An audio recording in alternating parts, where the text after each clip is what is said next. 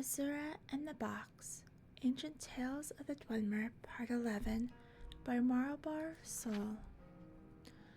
Nyclabar had enjoyed an adventurous youth and had grown to be a very wise, very old Dwemer who spent his life searching for the truth and dispelling superstitions.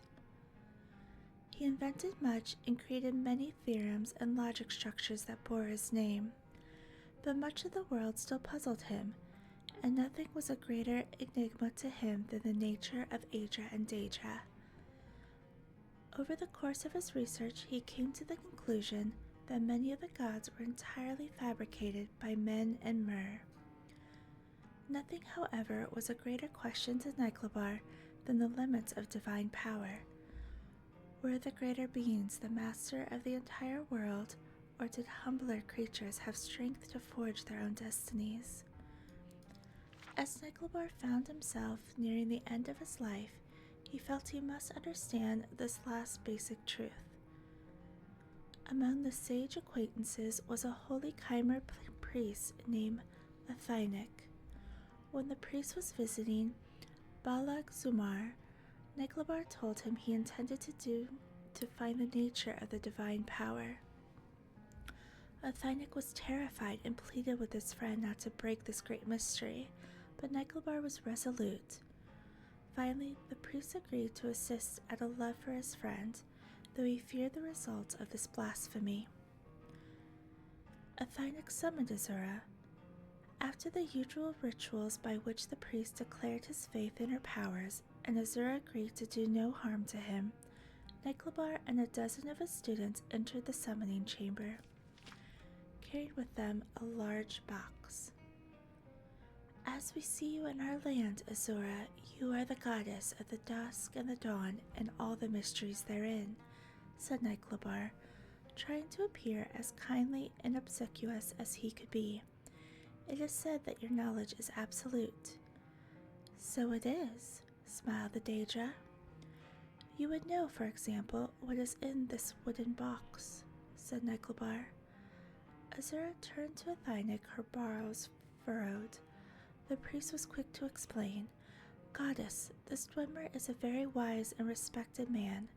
Believe me, please, the intention is not to mock your greatness, but to demonstrate to this scientist and to the rest of his skeptical race that I have tried to explain your power to him, but his philosophy is such that he must see it demonstrated.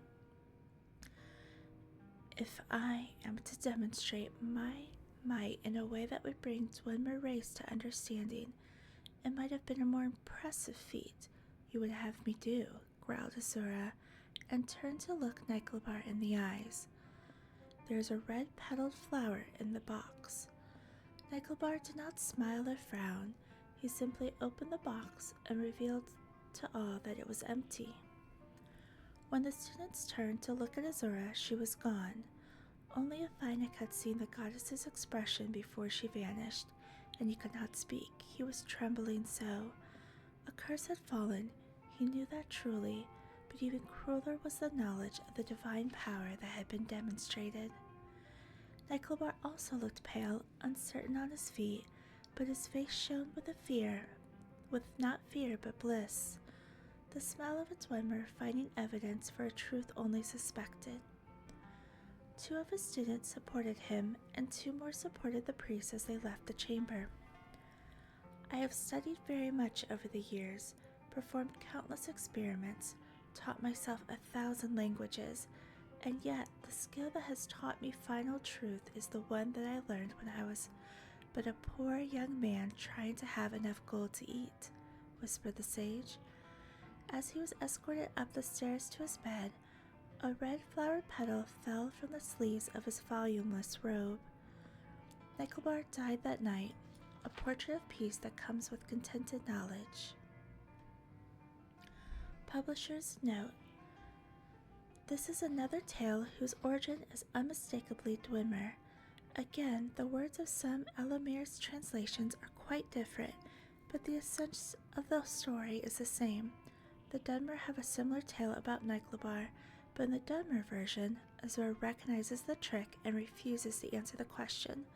She slays the Dwemer present for their skepticism and curses the Dunmer for blasphemy. In the Admir's versions, Azura is tricked not by an empty box, but a box containing a sphere which somehow becomes a flat square.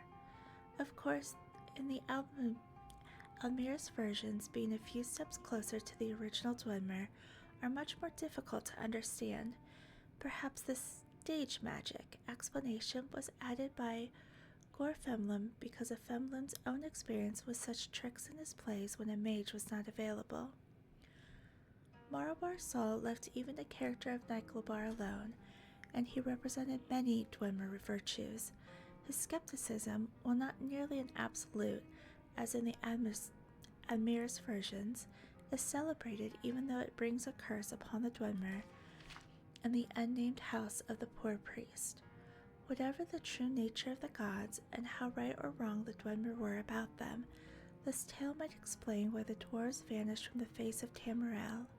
Though Neglabar and his kind may not have intended to mock Aedra and Daedra, their skepticism and certainly offended the divine orders.